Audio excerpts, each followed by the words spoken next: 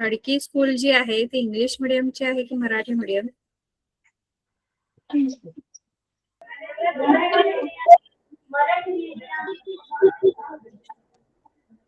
बर,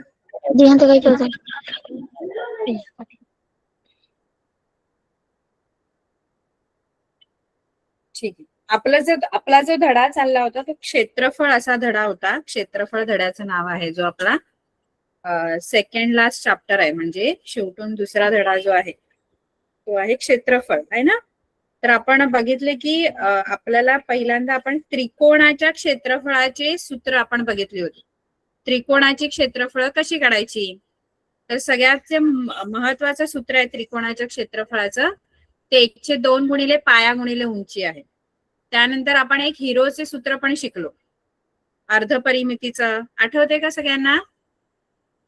वर्गमुळात S, S वजा ए, एस वजा बी, एस वजा सी, आहे की नाही. तर आता आपल्याला वेगवेगळे जे चौकोन आहेत त्या चौकोनांच्या त्रिकोणांची क्षेत्रफळ आपण शिकलो. त्रिकोण त्रिकोण त्रिकोण म्हणजे ज्याला 3 बाजू आणि 3 कोण असतात तो त्रिकोण. त्रिकोण त्रिकोणाच्या क्षेत्रफळाची सूत्र आपण शिकलोय, है ना. आता आपण शिकायचं आहोत, आपल्याला आता शिकायचे चौकोनांच्या क्षेत्रफळाचे सूत्र. तर चौकोनांमध्ये वेगवेगळे जे चौकोन आहेत त्याच्यामध्ये 2 चौकोन आपण आधीच शिकलेलो आहोत. 2 महत्वाचे जे चौकोनाचे प्रकार आहेत. चौकोन म्हणजे अशी कोणतीही आकृती जिला 4 बाजू आणि 4 कोन आहेत, त्याला चौकोन असं म्हणतो आपण. 4 बाजू आणि 4 कोन असलेला जो असतो तो चौकोन. तर याआधी आपण लहानपणापासून 2 चौकोन आपण शिकतोय. कोणते कोणते कोणते आपण शिकलेलो आहोत आधीपासून चौकोन? नावं सांगता येतील का तुम्हाला?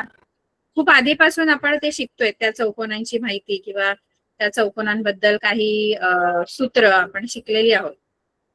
कोणते चौकोन आहेत ते? तुम्हाला कोणत्या चौकोनांबद्दल माहिती आहे? किंवा कोणत्याही चौकोन तुम्ही जे चौकोनांचा अभ्यास केलेला आहे त्यांची नावं सांगा फक्त.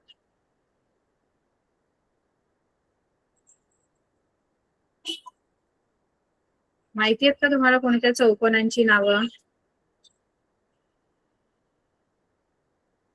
चौकोन म्हणजे ज्याला 4 बाजू आहेत. मग 4 बाजू असलेल्या कोणत्या आकृती तुम्हाला कोणतीच माहित नाही का? 4 बाजू असलेली आकृती ज्याला 4 बाजू आहेत आणि 4 कोन आहेत. कोणतंही नाव तुम्हाला माहित असलेले सांगा आकृतीचं. चौकोनाचा प्रकार कुठलाही तुम्हाला माहिती आहे तो.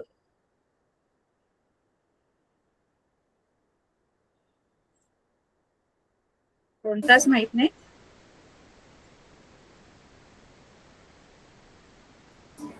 समभुज चौकोन. हा, समभुज चौकोन. आणखी?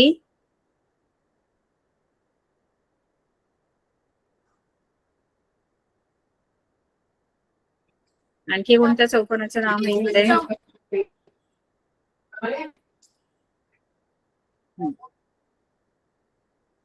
हा, आपण समांतरभुज खूप आधी आपण आयत आणि चौरसाबद्दल अभ्यास केलेला आहे. आयत आणि चौरस जो आहे त्याच्याबद्दल आधी आपण अभ्यास केलेला आहे. आयताच्या क्षेत्रफळाचं सूत्र माहित आहे का सर्वांना? आयताचे क्षेत्रफळ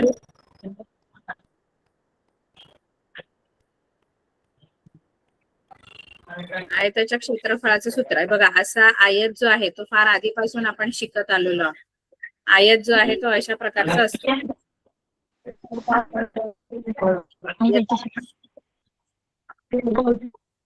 या आयताला या 2 लांबी असतात. मोठी जी बाजू आहे ती लांबी असते आणि या 2 ज्या त्या रुंदी असतात, है ना. आणि आयताच्या क्षेत्रफळाचं जे सूत्र आहे ते लांबी गुणिले रुंदी असं आपण लिहितो. आयताचे क्षेत्रफळ बरोबर लांबी गुणिले रुंदी. लांबी आणि रुंदीचा गुणाकार करायचा. लांबी म्हणजे काय? तर ही जी मोठी बाजू आहे आयताची, 2 लांबी असतात. या 2 लांबी आहेत आणि ज्या छोट्या आहेत त्या रुंदी असतात. या रुंदी आहेत. माझी लांबी आणि रुंदी यांचा गुणाकार केला की आयताचं क्षेत्रफळ आपल्याला मिळतं. चौरसाच्या क्षेत्रफळाचं सुद्धा सूत्र आपण बघितलं. चौरस म्हणजे काय? म्यूट करा बघू. म्यूट करा. चिरखंड शाळेचे म्यूट करा. आवाज येतो प्लीज. म्यूट करा प्लीज. चिरखंड शाळेचे विद्यार्थी. ओके. चौरस जो असतो की नाही, तो चौरस असा असतो. चौरसाच्या चारी बाजू सारख्या असतात, चारी बाजू समान असतात, आणि म्हणून चौरसाचे क्षेत्रफळाचं सूत्र आपण काय लिहितो? चौरसाचे क्षेत्रफळ बरोबर बाजू गुणिले बाजू. म्हणजे बाजू आकार करायचा, बाजू गुणिले बाजू. त्यानंतर आपण शिकलो, आता हे आपण खूप आधीपासून दोन चौकोन आपण खूप आधीपासून शिकतोय. आता या धड्यामध्ये आपण काही नवीन चौकोनांचा अभ्यास करणार आहोत. त्याच्यातला पहिला जो चौकोन आहे तो समांतरभुज चौकोन. समांतरभुज चौकोन. चौकोनाचं मी चिन्ह लिहिलंय बघा, म्हणजे चौकोन न लिहिता त्याचं चिन्ह लिहिलेलं. मग समांतरभुज चौकोन कसा असतो माहितीये का? समांतरभुज चौकोन पण आयतासारखा असतो, पण आयताचे सगळे कोण 90 अंशाचा असल्यामुळे तो असा सरळ उभा असतो. समांतरभुज चौकोन थोडासा असा तिरपा असतो, असा हा समांतरभुज चौकोन. ठीक आहे. आता समांतरभुज चौकोनाची जे याला पण दोन मोठ्या बाजू दोन लहान बाजू, पण यांना लांबी रुंदी आपण म्हणत नाही, याला आपण चौकोनाच्या बाजू म्हणतो. आता याचं जे सूत्र आहे क्षेत्रफळाचं ते कसं आहे? समांतरभुज चौकोनाचे क्षेत्रफळ बरोबर समांतरभुज चौकोनाच्या क्षेत्रफळासाठी काय करायचं माहितीये का? समांतरभुज चौकोनाच्या क्षेत्रफळासाठी त्याचा पाया घ्यायचा. पाया म्हणजे काय? तर ही चौकोनाची जी बाजू आहे खालची ती पाया असते, आणि त्या पायावर या समोरच्या शिरोबिंदूतून टाकलेला जो लंब आहे, हा लंब जो आहे ही उंची असते, है ना? म्हणजे आता समजा हा ABCD चौकोन आहे, हा समांतरभुज भुज चौकोन आहे, आणि या समांतरभुज चौकोनाचा AB पाया आहे, AB पाया आहे, आणि या पायावर D बिंदूतून मी एक उंची काढलेली आहे, एक लंब काढलेला आहे, त्याला आपण उंची असं म्हणतो. तो जो लंब आहे किंवा ती जी उंची आहे तिला आपण नाव दिलेलं आहे DE. बघा, D जो आहे तो चौकोनाचाच एक शिरोबिंदू आहे, आणि त्या D मधून सरळ आपण जेव्हा एक लंब टाकतो AB वर पायावर, तेव्हा त्याला उंची असं म्हणतो. मग याचं सूत्र आहे उंची. समांतरभुज चौकोनाचे क्षेत्रफळ बरोबर पाया गुणिले उंची. पाया गुणिले उंची असं आपल्या समांतरभुज चौकोनाच्या क्षेत्रफळाचं सूत्र आहे. समांतरभुज चौकोनाचे क्षेत्रफळ बरोबर पाया गुणिले उंची. पाया म्हणजे बाजू असते चौकोनाची खालची बाजू, आणि त्या बाजूवर समोरचा जो शिरोबिंदू आहे त्याच्यातून सरळ आपण लंब टाकला की ती उंची बनते. मग तो पाया आणि ती उंची यांचा आपण गुणाकार केला की आपल्याला मिळतं समांतरभुज चौकोनाचं क्षेत्रफळ. कळते का? कॅमेरा सगळ्यांचे ऑफ आहेत, कोणाचाच ऑन नाहीये कॅमेरा. फक्त मला थम्सअप करून सांगा की तुम्हाला हे सूत्र कळलं का? पाया काय आहे, उंची काय आहे. ठीक आहे.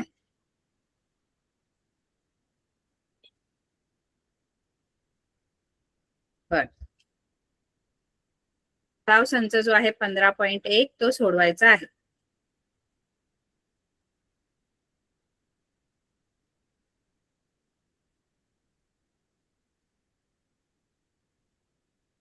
सराव संच 15.1 मध्ये आपण ही गणितं घेऊया. एका समांतरभुज चौकोनाचा पाया 18 सेमी आहे. बघा, चौकोन कोणता आहे ते आधी बघा, नाव बघायचं कोणता चौकोन आहे, कारण चौकोन खूप प्रकारचे आहेत. आयत, त्यानंतर चौरस, समांतरभुज चौकोन, समभुज चौकोन, नंतर समलंब चौकोन. मग नक्की कोणता चौकोन आहे? तो चौकोन आधी बघा, नाव बघा चौकोनाचं. कारण प्रत्येक चौकोनाच्या क्षेत्रफळाचं सूत्र वेगवेगळं आहे. त्यामुळे चौकोन कोणता आहे ते आधी बघायचं आहे. कोणत्या प्रकारचा चौकोन आहे ते आधी बघा. तर हा जो चौकोन आहे हा समांतरभुज चौकोन आहे. आणि या समांतरभुज चौकोनाचा पाया 18 सेमी आहे आणि उंची 11 सेमी आहे. तर त्या चौकोनाचे क्षेत्रफळ काढा. म्हणजे हा समांतरभुज चौकोन आहे आणि याचा जो पाया आहे, पाया म्हणजे हा AB, हा AB पाया जो आहे की नाही, हा पाया तुम्हाला 18 सेमी दिलेला. असा एक समांतरभुज चौकोन आहे असं समजा. आणि या समांतरभुज चौकोनाचा हा पाया समजा हा PQRS आहे आणि हा पाया तुम्हाला 18 सेमी दिलेला आहे. आणि S मधून येणारी जी उंची आहे समजा ती SA असेल, SA ही उंची 11 सेमी दिलेली. दोन्ही दिलेला आहे, पाया पण दिले आणि उंची पण दिलेली आहे. तर फक्त पाया गुणिले उंची केलं की आपल्याला समांतरभुज चौकोनाचं क्षेत्रफळ मिळतं. कारण आपल्याला त्यांनी शोधायला सांगितलंय की समांतरभुज चौकोनाचं क्षेत्रफळ किती आहे. मग क्षेत्रफळ शोधायला सांगितलंय. काय काय दिलंय आपल्याला? पाया दिलेला आहे, पाया 18 सेमी आहे. त्यानंतर उंची दिलेली आहे, उंची आहे 11 सेमी. या दोन गोष्टी दिल्या आहेत. आणि तिसरी गोष्ट सूत्रामध्ये आहे क्षेत्रफळ. 3 गोष्टी सूत्रामध्ये आहेत. एक आहे क्षेत्रफळ, पाया आणि उंची, अशा 3 गोष्टी सूत्रात आहेत. समांतरभुज चौकोनाचे क्षेत्रफळ मला शोधायचं आहे. समांतरभुज चौकोनाचं क्षेत्रफळ पाहिजे तर त्याचं सूत्र वापरायचं. समांतरभुज चौकोनाचे क्षेत्रफळ बरोबर पाया गुणिले उंची. क्षेत्रफळ मला शोधायचं आहे. हे क्षेत्रफळ शोधायचंय तर क्षेत्रफळ इथेच राहणार डाव्या. बघा बरोबर चिन्ह जे आहे, बरोबर चिन्ह नीट लक्ष द्या मुलांना. आपल्याला एखादं सूत्र आहे किंवा एखादं समीकरण आहे, त्याची डावी बाजू आणि उजवी बाजू कळली पाहिजे. आता इथे मी जे सूत्र लिहिलंय त्याच्यामध्ये डावी बाजू आणि उजवी बाजू कशी ओळखायची, तर बरोबर सूत्रामध्ये बरोबर चिन्ह कुठे आहे, तर बघा इथे आहे बरोबर चिन्ह. ठीक आहे. तर या बरोबर चिन्हाच्या या बाजूला आपला हा डावा हात आहे. डावीकडे जी ही बाजू आहे ही डावी बाजू आणि बरोबर चिन्हाच्या या बाजूला जी आहे ती आहे उजवी बाजू. ठीक आहे. तर आपल्याला दिलेल्या ज्या 3 गोष्टी आहेत सूत्रामध्ये, क्षेत्रफळ, पाया आणि उंची, या 3 पैकी पाया आणि उंची उजव्या बाजूला आहे आणि क्षेत्रफळ डाव्या बाजूला आहे. ठीक आहे. आता मला क्षेत्रफळ शोधायचंय जे डाव्या बाजूला आहे. मग ते क्षेत्रफळ तसंच ठेवायचं, जे शोधायचंय ते तसंच ठेवायचं असतं. तिथे किंमत आणि जे दिलंय तिथे त्याच्या जागेवर किमती टाकायच्या. जसं पाया दिलाय किती 18, मग ते पायाच्या जागेवर तुम्ही 18 टाकणार आहेत आणि गुणिले उंची दिले 11. आणि इथे डाव्या बाजूला जे आहे ते तसंच लिहिणार. समांतरभुज चौकोनाचे क्षेत्रफळ तसंच लिहिणार. आता 18 गुणिले 11 करा बघू. 18ला 11ने गुणा आणि मला उत्तर सांगा कोणीतरी. 18 गुणिले 11 करा. किती? 198. आता हे 198 काय मिळालं आपल्याला? 198 काय आहे? म्हणजे 198 पाया आहे, उंची आहे की क्षेत्रफळ आहे? काय आहे? क्षेत्रफळ. आणि क्षेत्रफळ जर असेल तर त्याला एकक द्यायचं असतं, एकक द्यायचं असतं काहीतरी. त्याला काय एकक द्यायचं क्षेत्रफळाला? कोणतंही क्षेत्रफळ तुम्ही काढाल ना, कोणाचंही क्षेत्रफळ असू दे, मग ते वर्तुळाचं असू दे, त्रिकोणाचं असू दे, कुठल्याही चौकोनाचं असू दे, कोणत्याही आकृतीचं क्षेत्रफळ जर तुम्ही काढलं तर त्या क्षेत्रफळासाठी कुठलंही क्षेत्रफळ, मग ते त्रिकोण, वर्तुळ, चौरस, आयत, समभुज चौकोन, समांतरभुज चौकोन, वर्तुळ, कशाचंही क्षेत्रफळ काढलं ना की त्याचं जे एकक आहे ते हे द्यायचं असतं, चौसेमी. आता हे सेमी, जर तुमची लांबी रुंदी जी काय आहे ती सेमी मध्ये असेल तर सेमी, जर मीटर मध्ये असेल तर चौमी असं लिहितं. पण आता आपल्याला पाया आणि उंची सेंटीमीटर मध्ये दिलंय की नाही, मग क्षेत्रफळ पण चौसेमी मध्ये येणार. जर मीटर मध्ये दिले असते पाया उंची तर चौमी लिहिलं असतं. कळते का?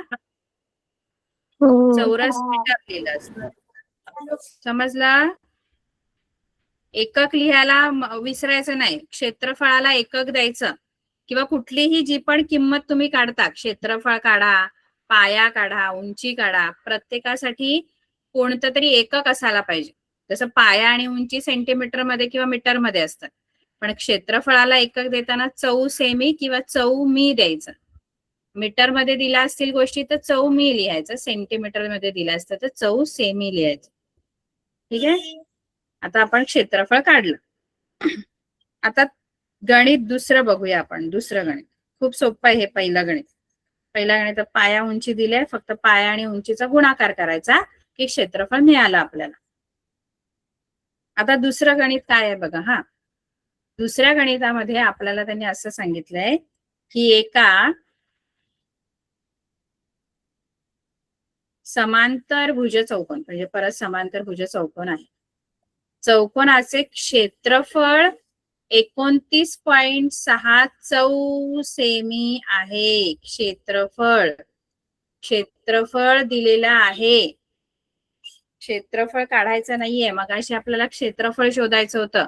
आता क्षेत्रफळ दिलंय समांतरभुज चौकोनाचं 29.6 चौसेमी असं क्षेत्रफळ आहे व पाया 8 सेमी आहे. क्षेत्रफळ दिलंय, पाया दिलाय आणि आपल्याला शोधायची आहे त्या चौकोनाची उंची. मगाशी काय दिलेलं? मगाशी पाया आणि उंची दिली होती, क्षेत्रफळ शोधायचं होतं. 3 गोष्टी आहेत ना सूत्रामध्ये, एक क्षेत्रफळ, पाया आणि उंची. याच्यातला कुठलाही 2 देणार तुम्हाला गोष्टी, 2 किमती देणार आणि तिसरी आपल्याला शोधायची असते. कुठल्याही 2 देणार. जसं मगाशी पाया आणि उंची दिलं होतं, हे पायाने उंची दिलं होतं आणि मला क्षेत्रफळ काढायचं होतं. आता तुम्हाला क्षेत्रफळ दिलंय आणि पाया दिलाय आणि उंची काढायची. कधी तुम्हाला क्षेत्रफळ आणि उंची देतील, पाया तुम्हाला शोधायचा असतो. म्हणजे 3 पैकी कुठल्याही 2 गोष्टी देणार, एक आपल्याला शोधायची असते. ठीक आहे, बघा क्षेत्रफळ शोधणं सोपं आहे. क्षेत्रफळासाठी गुणाकार करावा लागतो, पण आता पाया आणि उंची शोधायची आहे तर काय करावं लागेल ते आपण बघू. सूत्र तेच ठेवणार आपण, पाया गुणिले उंची, तेच सूत्र वापरायचं. आता दिलंय काय? आता पाया आणि उंची नाही दिले, आता समांतरभुज चौकोनाचं क्षेत्रफळ दिलेलं आहे. समांतरभुज चौकोनाचे जे क्षेत्रफळ आहे ते किती दिलेलं आहे? 29.6 चौसेमी, कारण हे क्षेत्र सेमी दिलेलं आहे. आणि या समांतरभुज चौकोनाचा पाया तुम्हाला दिलेला आहे. पाया किती दिलाय? 8 सेमी. आणि आपल्याला काय शोधायचंय याच्यामध्ये? क्षेत्रफळ दिले, पाया दिले आणि काय शोधायचंय बरं? उंची. उंची शोधायची आहे. ठीक आहे, उंची शोधायची आहे. उंची किती? आता उंची शोधायची आहे, पाया, क्षेत्रफळ दिले, पाया दिले, तर सूत्र तेच वापरणार आपण. म्हणजे कोणतं? तेच म्हणजे कोणतं? तर समांतरभुज चौकोनाचे क्षेत्रफळ बरोबर पाया गुणिले उंची, हेच सूत्र वापरतो. पण आता किमती वेगळ्या दिल्यात. मग अशी पाया आणि उंची दिली होती, आता काय दिलंय? आता क्षेत्रफळ आणि पाया दिलाय. मग जे दिलंय ते त्याच्या ज्याच्या ठिकाणी किमती टाकायच्या. क्षेत्रफळ बरोबर चिन्हाच्या डावीकडे, हे मी बरोबर चिन्ह जे इथे दिसते हे बरोबरचं चिन्ह आहे, याच्या डावीकडे मी क्षेत्रफळाची किंमत टाकणार, कारण डावीकडे क्षेत्रफळ आहे 29.6 आणि उजवीकडे पाया आणि उंची आहे. तर त्याच्यामध्ये पायाच्या ठिकाणी 8 किंमत टाकेल आणि उंची मला दिलेली नाहीये, मग तिथे उंची असा शब्द लिहितो. ठीक आहे. आता तुम्हाला उंची जर शोधायची आहे ना, तर उंची जी आहे ती बरोबर चिन्हाच्या कोणत्या बाजूला उंची आहे? डावीकडे की उजवीकडे आहे उंची? बरोबर चिन्हाची डावी बाजू उजवी बाजू मगाशी सांगितली मी तुम्हाला. उंची जी आहे उजव्या बाजूला, बरोबर. आता उजव्या बाजूला उंची एकटीच आहे का उंची, की आणखी त्याच्या बरोबर काहीतरी आहे उजवीकडे? उजवीकडे आणखी काय दिसतो? 8, बरोबर. आता हे जे 8 आहेत ना उजवीकडे, ते इकडे नाही ठेवायचे, कारण इथे फक्त आपल्याला जे शोधायचे आहे उंची ती एकटी तिथे ठेवायची. म्हणजे जे शोधायचं आहे ते एकटं ठेवायचं असतं त्या बाजूला जिथे ते असतं. म्हणजे 8 मला इथून काढावे लागतील उजव्या बाजूकडून. मग ते आता इथून 8 काढायचे, इथे मला फक्त उंची ठेवायची. तर हे 8 काढण्यासाठी ते 8 मी उजव्या बाजूकडून कुठे नेणार? ते मी उजव्या बाजूकडून कुठे नेणार? डाव्या बाजू. आणि बदलली ना, म्हणजे उजवीकडून डावीकडे किंवा डावीकडून उजवीकडे, कसे तुम्ही बाजू बदलली की क्रिया पण बदलते. म्हणजे काय? 8 इथे उंची बरोबर गुणिले आहेत ना, तर ते डावीकडे आल्यावर काय होतील? इकडे गुणिले आहेत उंची बरोबर, आणि हे 8 मी डावीकडे आणले, बरोबर चिन्हाच्या डाव्या बाजूला आणले, तर ते होणार गुणाकाराच्या विरुद्ध क्रिया होणार. गुणाकाराची विरुद्ध क्रिया कोणती? कारण इथे गुणाकार आहे, 8 गुणलेले आहेत उंची बरोबर, तर 8 इकडे डावीकडे आणले की गुणाकाराच्या विरुद्ध काय आहे?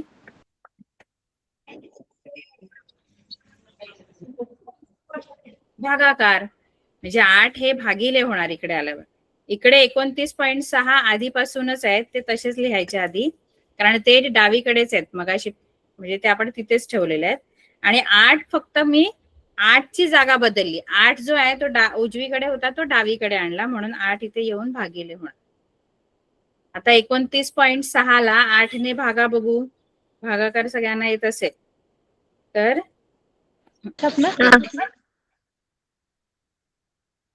8 ने भागा, किती उत्तर येतं?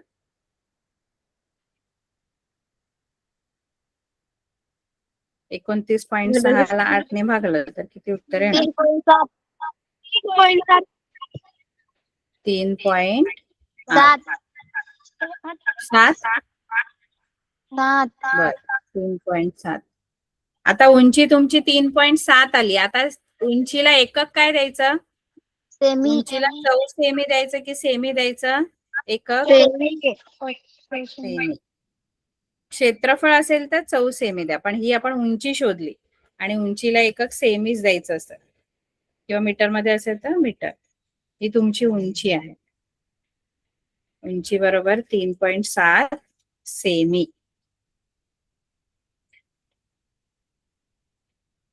ठीक आहे. आता शेवटचं पण एक गणित आहे, ते पण तसंच आहे. शेवटच्या गणितामध्ये काय काय दिले बघा. एका समांतरभुज चौकोनाचे क्षेत्रफळ 83.2 चौ सेमी आहे. म्हणजे हे क्षेत्रफळ दिले परत समांतरभुज चौकोनाचं. त्याची उंची 6.4 सेमी असेल, ही उंची दिलेली आहे. आणि तर त्याचा पाया किती लांबीचा असेल? म्हणजे मगाशी क्षेत्रफळ आणि पाया दिला होता, उंची शोधायची होती. आता क्षेत्रफळ आणि उंची दिली आहे, आणि काय शोधायचं आपल्याला? पाया. क्षेत्रफळ आणि उंची दिली आहे, पाया शोधायचा.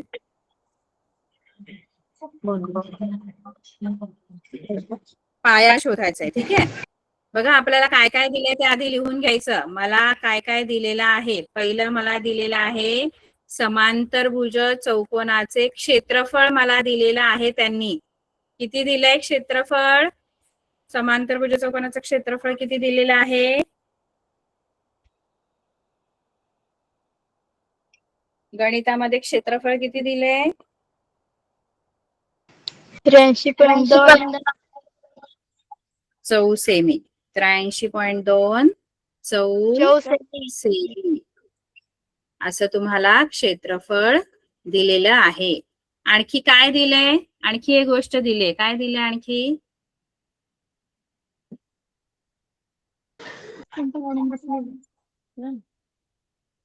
आणखी काय दिलंय? क्षेत्रफळ आणि काय दिलंय? उंची दिलेली आहे. बरोबर, व्हेरी गुड. उंची दिली आहे.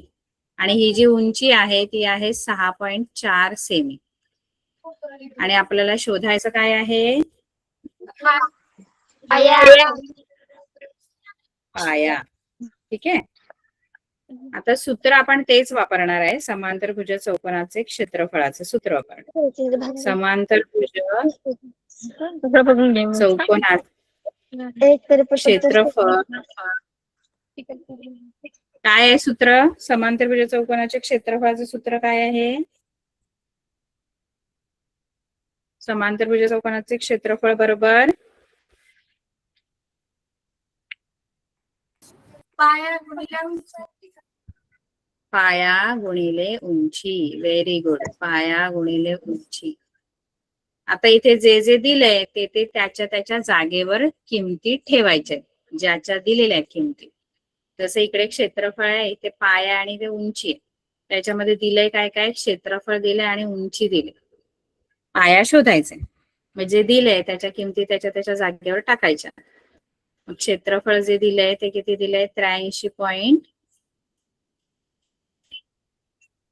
मग ते त्याच्या जागेवर क्षेत्रफळाच्या जागेवर क्षेत्रफळ इथे आहे, त्याच्या जागेवर 83.2. मध्ये बरोबरचे चिन्ह आहे, ते बरोबरचे चिन्हाच्या खाली बरोबरचं चिन्ह. पाया मला शोधायचा आहे ना, पाया शोधायचा आहे. आणि उंची आहे 6.4. ठीक आहे, हे मगासारखंच गणित झालं. मगाशी फक्त उंची शोधायची होती, ते पाया शोधायचं आहे. आता पाया उजवीकडे आहे, तो पाया एकटा नाहीये. त्या पायाबरोबर कोणती संख्या अजून उजवीकडे? पायाबरोबर आणखी काय आहे उजवीकडे?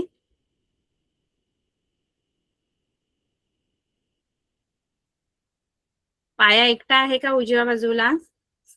ही उजवी बाजू आहे बरोबर. मग कोणती संख्या आहे पाया बरोबर? 6.4. मग ती 6.4 काय करायची? कुठे घेऊन जायची ती 6.4? व्हेरी गुड, डाव्या बाजूला. पण डाव्या बाजूला जाताना ही ते गुणिले आहे ना, 6.4 पायाबरोबर गुणिले आहे ना, ती डावीकडे गेल्यावर काय होईल? भागिले. इकडचे 83.2 जे आहेत ते आधी लिहायचे, कारण 83.2 आधीपासूनच डावीकडे आहेत, ते पहिले लिहायचे वरती.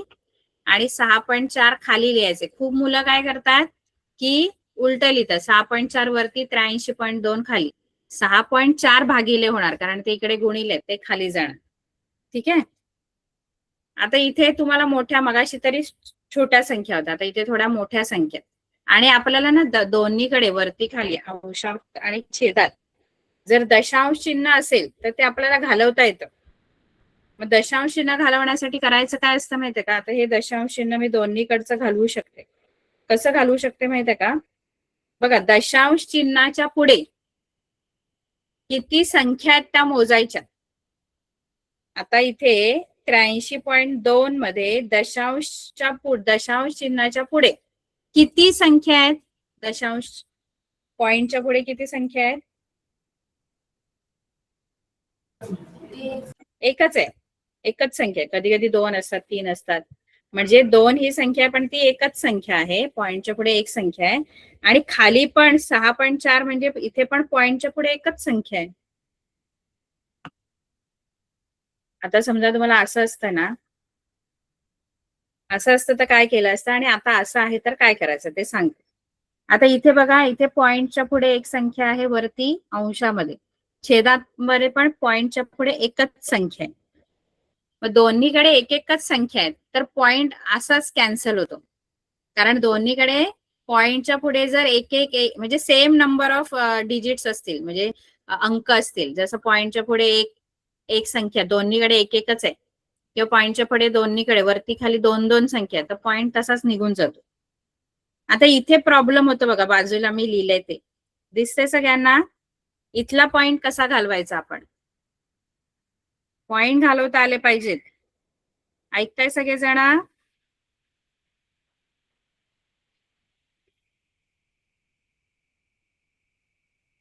अरे ऐकताय की नाही? याचा पॉइंट कसा घालवायचा? अशी संख्या असेल तर काय करायचं? याचा दशांश चिन्ह कसं घालवणं, पॉइंट कसं घालवणं? तर सोपं आहे. आता इथे प्रॉब्लेम फक्त असाच आहे की इथे पॉइंटच्या पुढे दोन डिजिट आहेत, दोन अंक आहेत, आणि इथे पॉइंटच्या पुढे एकच अंक आहे. मग आता डायरेक्ट असंच तुम्ही नाही घालवू शकत, कारण वरती आणि खाली पॉइंटच्या पुढे सेम अंक असतील, सेम म्हणजे सारखे नंबर ऑफ अंकांची संख्या सारखी असेल, अंक सारखे नाही पाहिजेत. पण पॉइंट नंतर एक असेल, एक एक असेल, दोन्हीकडे पॉइंटच्या पुढे एक एक संख्या असेल.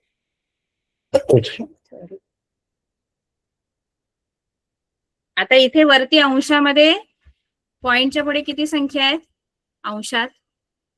इथं इथं पॉइंटच्या पुढे किती संख्या आहेत? 32. 32 म्हणजे दोन अंक आहेत, दोन अंक आहेत. आपल्याला अंक कोणते आहेत याच्याशी आपल्याला घेणं देणं नाही, किती अंक आहेत याच्याशी आपल्याला. जर पॉइंट तुम्हाला घालवायचंय तर किती अंक आहेत ते बघा. पॉइंटच्या पुढे किती अंक आहेत अंशामध्ये? 2. आणि छेदामध्ये किती आहेत? 1. तर आपण करायचं काय माहितीये का, दोन्हीकडे पॉइंटच्या पुढे सारखे अंक आणण्याचा प्रयत्न करायचा. म्हणजे आता इथे वरती पॉइंटच्या पुढे दोन अंक आहेत ना, खाली पण दोन आणायचे. आता खाली एकच अंक आहे पॉइंटच्या पुढे, तर आणखी एक अंक जो पुढचा घ्यायचा तो शून्य घ्यायचा. आता दोन्हीकडे समान अंक झाले, वरती पण पॉइंटच्या पुढे दोन अंक, खाली पण पॉइंटच्या पुढे दोन अंक. आता तुम्ही याचा दशांश चिन्ह घालवू शकता. म्हणजे आता तुम्ही खाली 640 लिहावं लागेल तुम्हाला, कारण आपण दशांश चिन्ह घालवण्यासाठी इथे 0 1 घेतला, कारण दोन्हीकडे अंशात आणि छेदात सारख्या संख्या व्हायला पाहिजे म्हणून. कळलं सर्वांना? अशा प्रकारे दशांश चिन्ह घालवायचं आहे. आता अंशात आणि छेदात दोन्हीकडे किती संख्या होत्या? अंशात आणि छेदात दोन्हीकडे दशांश चिन्हाच्या पुढे, पॉइंटच्या पुढे किती अंक होते? 1. एक एक. त्यामुळे तो दशांश चिन्ह लगेच निघून जातो. म्हणजे आपल्याला ते काय मॅन्युप्युलेट करावं लागत नाही, सारखे आणावे लागत नाही, आधीच दशांश चिन्हाच्या पुढे सारखेच डिजिट्स आहेत. मग मी डायरेक्ट काय केला, दशांश चिन्ह डायरेक्टच काढून टाकलं अंशातून आणि छेदातून. ठीक आहे. मग इथे आला पाया. आता ह्याला आपल्याला जेवढं भागाकार 2 2 ने 3 3 ने भाग लावता येईल तेवढं लावायचं. आता या दोन्ही संख्येला कितीने भाग जातो?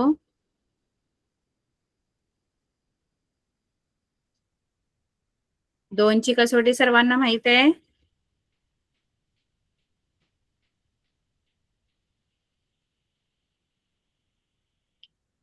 ह्याच्या एकक स्थानी 4 आहे, याच्या एकक स्थानी 2 आहेत. या दोघांना 2 ने भाग जाईल का? दोन्ही संख्यांना, अंशातली आणि छेदातली दोन्ही संख्यांना 2 ने भाग जाईल का? बघा 2 ने भाग केव्हा जातो? एखाद्या संख्येला 2 ने भाग केव्हा जातो माहित आहे तुम्हाला? 2 ची कसोटी, 2 ची विभाज्यतेची कसोटी. विभाज्यतेची कसोटी म्हणजे तुम्हाला कोणताही आता हे समजा 832 ही संख्या आहे, तर या संख्येला 2 ने पूर्ण भाग जातो की नाही हे कसं ओळखायचं असं माहित आहे? एखाद्या संख्येला 2 ने पूर्ण भाग जातो. पूर्ण भाग याचा अर्थ खाली जी बाकी उरते ती शून्य उरायला पाहिजे. मग 832 ला 2 ने पूर्ण भाग जातो की नाही हे कसं ओळखायचं? तर त्याच्यासाठी वापरायची कसोटी 2 ची. 2 ची विभाज्यतेची कसोटी काय आहे की जर एकक स्थानी 0 एकक स्थान बघा, फक्त एकक स्थान म्हणजे शेवटचा अंक. हा एकक आहे, हा दशक आहे आणि हा शतक आहे. मग फक्त आपल्याला एकक स्थानचा अंक बघायचा आहे, शेवटचा.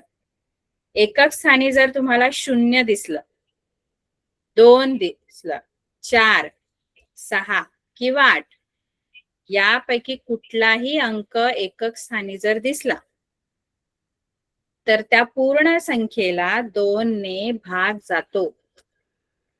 आता सांगा 832 ला 2 ने पूर्ण भाग जाईल का? 832 ला एकक स्थानी कोणता अंक आहे? 832 च्या एकक स्थानी कोणता अंक आहे? 2. मग 2 आहे का याच्यामध्ये? बघा, एकक स्थानी 2 चालेल का? 0, 2, 4, 6, 8 यापैकी कुठलाही अंक जर असेल एकक स्थानी तर त्याला 2 ने भाग जातो. म्हणजे 832 ला 2 ने भाग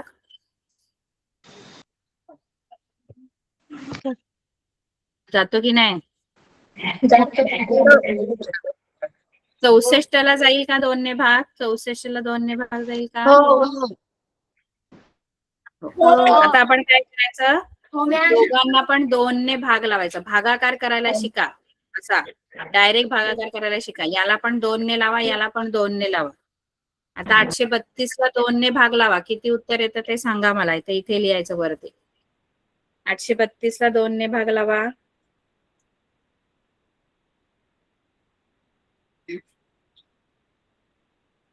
बाजूला पटापट भागाकार करायचा.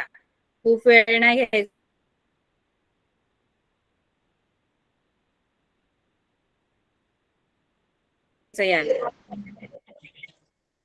पाहिजे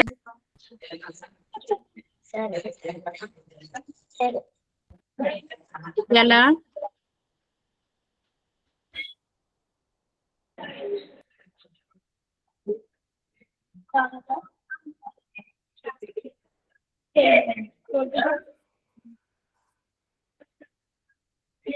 $416. 416 बरोबर. ते मी इथे लिहिते 416. तसंच 64 ला पण 2 ने भाग लावा. 64 ला 2 ने भाग लावला की 32 उत्तर येणार. दोघांना पण मी 2 ने भाग लावला. कारण भाग लावायचंय तर दोन्हीकडे लावायचा असतो, अंशात आणि छेदात. असं नाही की वरती अंशातच लावला फक्त मी, खाली नाही लावला तरी चालतो, असं नाही. जर तुम्हाला भाग लावायचा आहे तर एकाच संख्येने, आणि जसं मी दोघांना पण 2 नेच भाग लावलेला आहे, अंशाला पण आणि छेदाला पण 2 ने भाग लावला. मग अंशात उत्तर आलं 416 आणि छेदात आलं 32. आता पुन्हा यांना 2 ने भाग जातो का ते बघा. जातो का? परत एकदा या दोघांना पण वरती खाली दोघांना पण 2 ने भाग जातो का?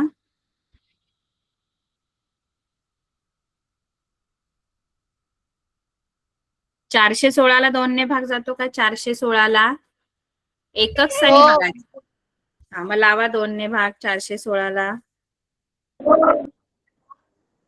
किती उत्तर येतं सांगा.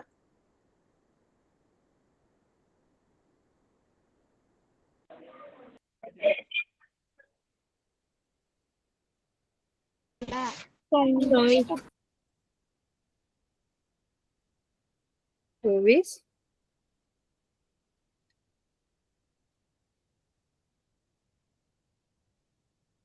चारशे 16 ला 2 ने भाग लावा आणि मला उत्तर सांगा. किती उत्तर येतं? 2 ने भाग लावायचा आपल्याला.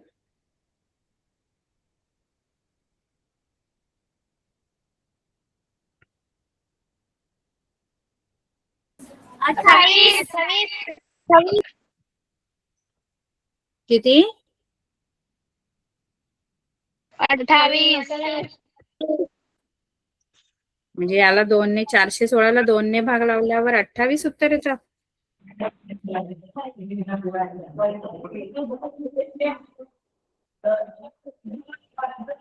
दोघांना 416ला पण 2ने लावायचंय, 32ला पण 2नेच जातो बघा भाग. दोघांना पण एकाच संख्येने भाग लावायचाय.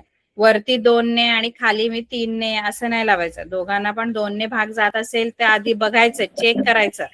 आता 416ला पण 2ने भाग जातो, 32ला पण जातो. म्हणून दोघांना पण परत एकदा 2ने भाग लावायचा. भागाकार नीट करा. 416ला भागायचंय 2ने.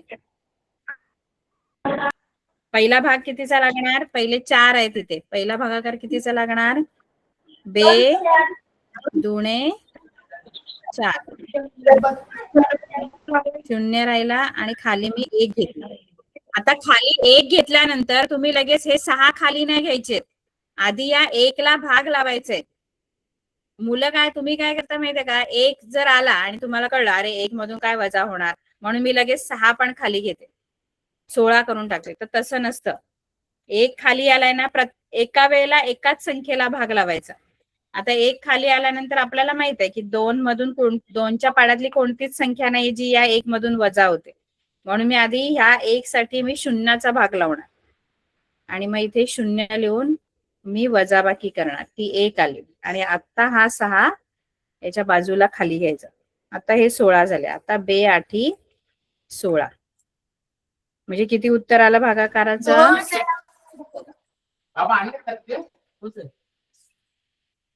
208. ठीक आहे. मग हे 208 फोडून हे याला भाग लावला मी, याला भाग लावल्यानंतर 208 आलं. आता सेम भाग 2ने खाली पण लावायचा असतो. वरती खाली एकाच वेळेला भाग लावायचे, ते पण एकाच संख्येने. मगाशी 2-2ने लावले, आता पण वरती खाली 2-2ने लावला. आणि आधी काय करायचं? आधी चेक करायचं की 2ने भाग जातोय का. 32ला भाग लावल्यावर किती येणार? 16. आता वरती 208 आले, खाली 16 आले. परत यांना भाग जातो का 2ने?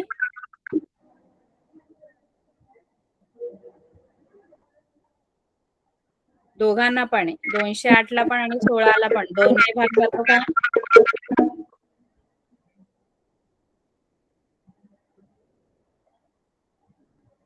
दोनची कसोटी वापरा.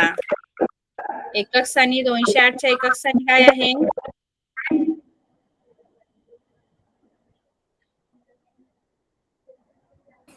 1/4. हा बरोबर, 1/4. आणि खाली किती भाग लावल्यावर? 16ला किती भाग? 16ला 2ने भाग लावल्यावर किती उत्तर येणार? 8. परत या दोघांना 2ने जातो बघा. इथे एकक स्थानी 4 आहेत, म्हणजे परत 2ने जाणार भाग.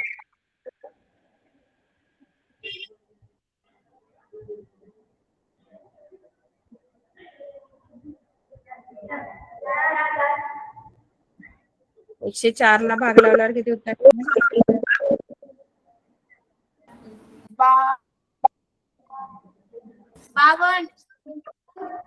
52. बरोबर. आणि खाली खाली किती येणार? दोघांना पण लावायचं. किती खाली? 7.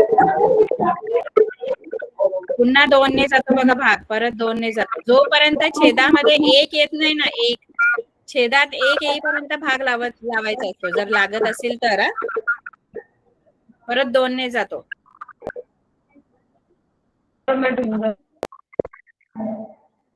कारण 52च्या एकक स्थानी 2 आहेत आणि इथे 4 आहेत. दोघांना पण 2ने भाग जातो.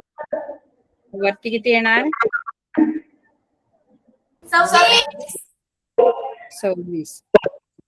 आणि खाली 2. आता परत दोघांना 2ने जातो बघा.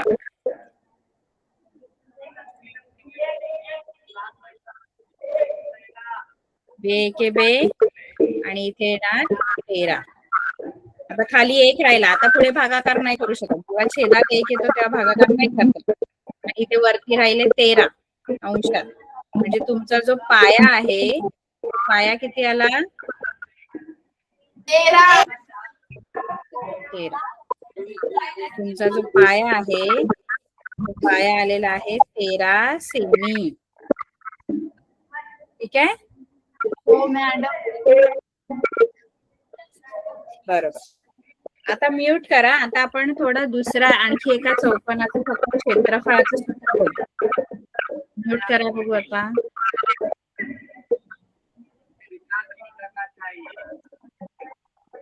आता पुढचा जो चौकोन आहे तो आहे समभुज चौकोन. म्यूट करा आता मुलांना. मगाशी जो कोण होता, आता समभुज. आता समांतरभुज चौकोन आणि समभुजामध्ये फारसा काही फरक नाही. हा समांतरभुज आहे आणि समभुज पण असाच असतो, तिरपा, फक्त त्याच्या चारही बाजू सारख्या असतात. हा तुमचा समभुज चौकोन. हा आहे समांतरभुज चौकोन. याला काय म्हणतात? हा काय आहे? ही आकृती कसली आहे? ही आकृती. याला कोणता चौकोन म्हणतात? ही जी मी तुम्हाला काळ्या रंगाने दाखवली ती आकृती कशाची आहे?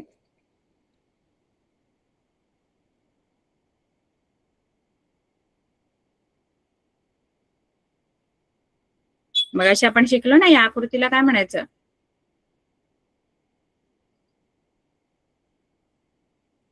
अशी अशी ही कोणती आकृती आहे आणि ही कोणती आहे?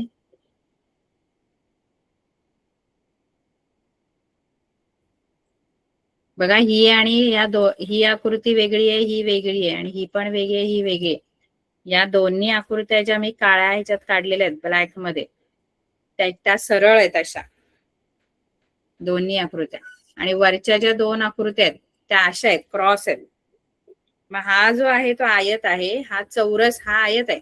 हा जो काढलाय ना मी, हा आयत आहे. आणि हा जो आहे हा चौरस आहे. हा जो आहे हा समभुज चौकोन आहे. आणि हा जो आहे तो समांतरभुज चौकोन आहे. असे चार चौकोनाच्या आकृत्या वेगवेगळ्या आहेत बघा. ही आणि ही वेगळी आहे. समांतरभुज चौकोन थोडासा तिरपा आहे. समांतरभुज चौकोन असा आहे आणि असा आयत आहे. आणि हा चौरस आहे आणि हा समभुज चौकोन. कळलं? मग आता आपल्याला समभुज चौकोनाच्या क्षेत्रफळाचं सूत्र बघायचं आहे. समभुज चौकोनाच्या सुद्धा चारी बाजू सारख्या असतात, जशा चौरसाच्या असतात तशाच.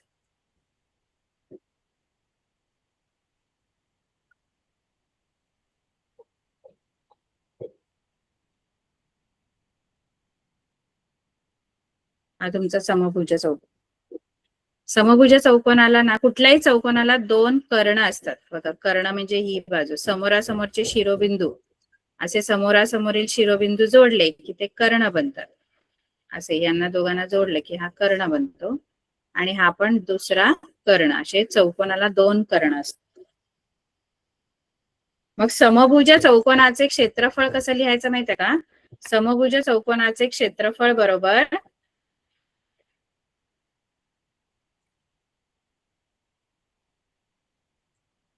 एकशे दोन गुणिले D1 गुणिले D2. आता D1 D2 काय आहे? तर D1 म्हणजे इंग्लिश मध्ये डायगोनल, डी, आणि डायगोनल म्हणजे कर्ण, कर्ण पहिला, आणि D2 म्हणजे कर्ण दुसरा. दोन कर्ण असतात चौकोनाला. म्हणजे आता हा समजा ABCD असेल चौकोन, तर या ABCD चौकोन मध्ये AC एक कर्ण आहे आणि दुसरा कर्ण कोणता आहे? एक AC कर्ण येतो. आणि दुसरा कर्ण कोणता आहे या आकृतीमध्ये? हा असा. नाव काय त्याचं? DD. अशा दोन्ही कर्णांचा गुणाकार करायचा. 102 गुणिले D1 म्हणजे पहिला कर्ण AC आणि D2 म्हणजे दुसरा कर्ण DD. आता याच्यावरून गणित कशी सोडवायची? सूत्र लक्षात ठेवायचं. 102 गुणिले D1 गुणिले D2. D1 D2 म्हणजे ते कर्ण आहेत चौकोनाचे दोन. ठीक आहे? बाकी आपण उद्या शिकूया पुढचं. ठीक आहे? बाय. आपली वेळ आता संपलेली आहे. बाय.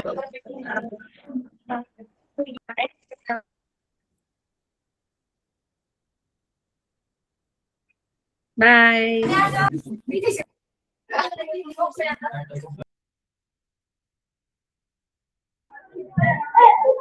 बाय